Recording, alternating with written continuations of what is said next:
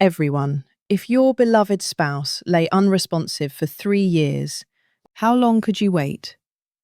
Here is a wife who, amidst a pile of debt, and for the sake of her children's future, made the heart-wrenching decision to remove her husband's life support. Honey, I'm sorry. Let's be at peace now. The moment her trembling hand touched the switch of the machine, a tear rolled down from the closed eyes of her husband, who was medically declared brain dead. And as if to stop her, his gaunt hand struggled to grip her wrist. The husband who returned from the threshold of death. In fact, he hadn't been a vegetable for the past 3 years. He was trapped in the prison of his own body, listening to every one of his wife's cries. 3 years ago, David, the head of the household, lost consciousness in an unexpected car accident. His wife, Sarah, cared for him with utmost devotion, but reality was cruel. Hospital bills snowballed.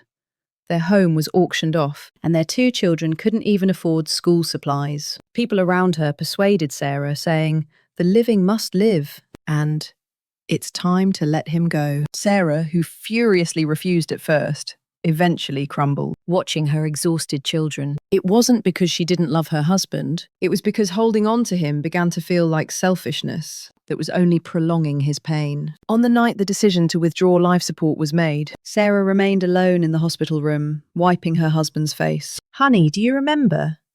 It rained heavily the day we first met. You held the umbrella over me, so my shoulders wouldn't get wet.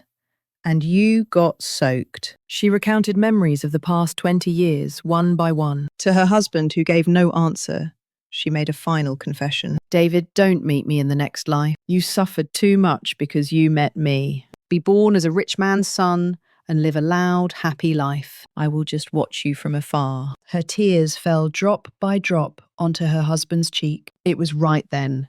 A miracle happened. Her husband's eyelids, which hadn't moved an inch, fluttered, and tears pooling in his eyes soaked the pillow. Sarah doubted her own eyes. "Honey, can you hear me? If you can hear me, blink just once."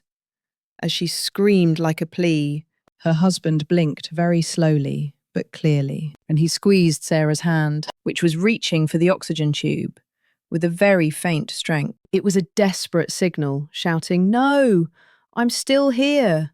I am alive." The medical team rushed in and, after precise tests, delivered a shocking diagnosis. Her husband was not in a vegetative state, but had locked-in syndrome. His consciousness was fully awake, but due to full-body paralysis, he couldn't move anything except his pupils. David had heard everything for the past 3 years, his wife crying while being harassed by debt collectors, his children complaining they missed their dad, and even his wife sobbing while saying, "I'll let you go now."